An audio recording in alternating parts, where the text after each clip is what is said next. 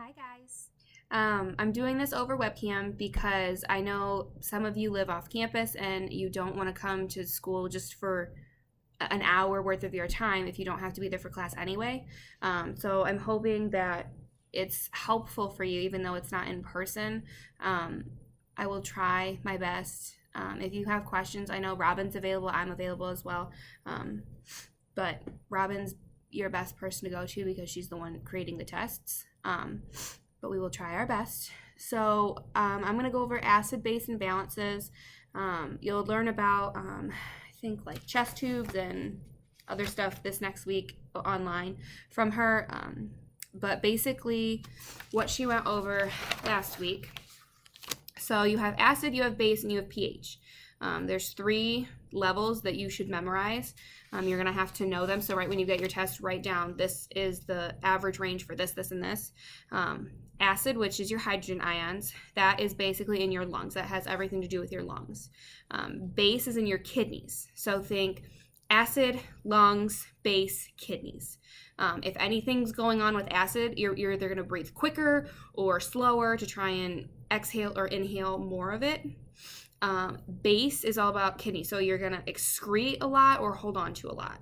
Just think acid, lungs, base, kidneys. So acid range is 35 to 45, which is easy because pH is 7.35 to 7.45. So if you think pH 7.35 to 7.45 and acid is 35 to 45, you'll be okay. Base is 22 to 26. That's just one you're gonna have to memorize. There's no helpful way to remember it. But again, acid, lungs, base, kidneys. Acid is 35 to 45. Base, which is kidneys, is 22 to 26. And pH is 7.35 to 7.45. So it gets a little tricky. So for me, I always thought if it's high, it's going to be, alkalosis. If it's low, it's going to be acidosis. But that's true for pH, but with your acid and your base, it's different. So really hone in on that.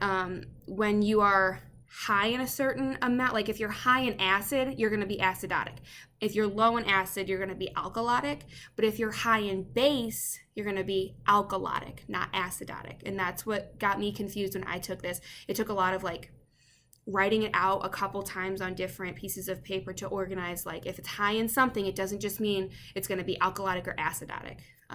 pH, if it's below 7.35, it's acidotic. And if it's above 7.45, it's alkalotic. Sometimes you'll see numbers that are very close to that 7.3 or 4 or 5, whatever.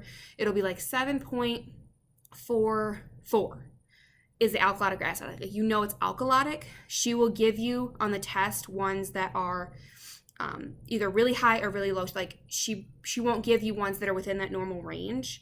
But just know if it's on the higher side of 7.45, then it's alkalotic, and if it's on the lower side of 7.35, then it's acidotic. Okay, let's see. So regulating your acid-base imbalances, you have chemical buffers. Respiratory system always compensates very quickly. So you can notice someone's respiration's very, they'll have an increased respiration rate or a really low respiration rate. Certain things can affect it, like if you give what am I trying to think of? Narcan's the opposite of it.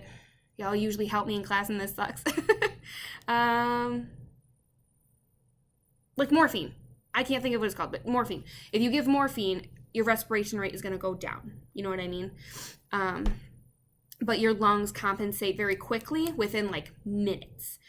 Your renal system takes about 24 hours because metabolic and systemic takes a lot longer to adjust and try and save your body than lungs do. Lungs compensate very quickly. Again, it says 35 to 45. Acid, lungs, 35 to 45. Acid, lungs, 35, 45. But it will either hold on to acid. If you're alkalotic, you will hold on to more acid because you want to balance that out. If you're really acidotic, you're going to try and blow it off. You're going to try and just breathe as fast as you can to try and get all of the acid off because you're acidotic. If you're alkalotic, you're going to take slower breaths. It's going to be a lot deeper. Yeah, I think that's right. Give me a minute. Let me look it up again. So if like conditions that can hurt this is COPD, respiratory distress from narcotics. That's what I was thinking of, sorry. So if your respirations are high, you're trying to blow off and decrease the amount of CO2. If you have a lot of CO2 in your lungs, you're acidotic. Your pH is below 7.35. Your lungs are going to increase to try and just blow it off. But then if you're constantly alkalotic and you need more acid and acidotic state, your respiratory rate is gonna decrease. You're gonna take in a lot more slower, shallower breaths to try and, like when they give narcotics, they usually put that little, oxygen with the sensor here, and that senses how much is coming out. That way they can say, okay, they're blowing off enough CO2. Because your respiration rate does decrease, and then you'll build up the acid in your lungs. Not like liquid acid, but like the CO2 acid. You'll build it up in your lungs, and then that rate will increase. I still have 6 minutes. Okay. So renal takes a lot longer. You're normal for renal, bicarb, base. Bicarb base. Renal is bicarb, base, 22 to 26. Deal.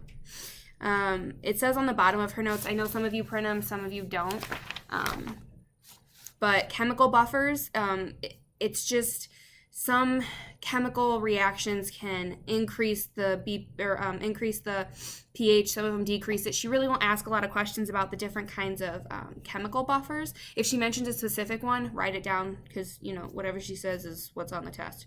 But that's the first line of defense. Your body's going to try and compensate, and it's going to bring in or adjust different levels to try and get you back to that pH of 7.35 to 7.45.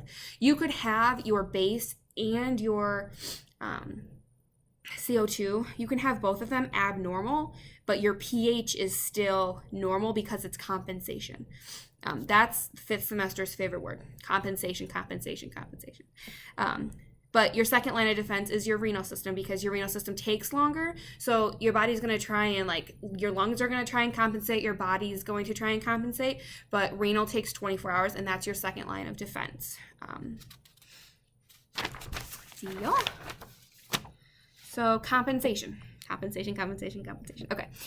So acidotic. You have too much acid. Makes sense. Acidotic state, too much acid, or too little bicarb or base. So if you have a lot of acid, you're going to be acidotic. If you have a lot of base, you're going to be alkalotic.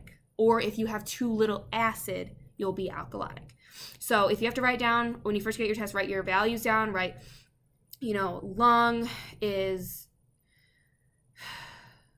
so you have acidotic, and whenever you think acidotic, think acid, lungs, 35 to 45. When you think alkalotic, you're going to think more of base, because when you have more base, you're alkalotic. So the more you have of it is what I associate with. So if you're in alkalotic state, you have base, your kidneys are going to compensate, and that's your 22 to 26 bicarb. Okay. So again, acidotic, too much acid or too little bicarb. Alkalotic, too much base or too little acid. It can be from either respiratory or metabolic. So that's where Rome comes in, R-O-M-E. So respiratory opposite, metabolic equal. So if you have, it's all about your arrows, which I'll talk about in my next video, because I'm only doing 10-minute videos, so I have a minute left here. But think about respiratory and metabolic, and acidotic and alkalotic. Those are your four you're going to play with. You can have respiratory acidosis, alkalosis, or metabolic acidosis, alkalosis. And I'll talk about what makes up each of them, what causes them, how to treat them, different scenarios she'll give you. She likes scenarios in here. Like, this patient was on this, and then this happened, and this how they treat it. So that's what I'll talk about in my next one. I hope I made sense during this one. If you have any questions, again, Robin is your 100% go-to. Thank you.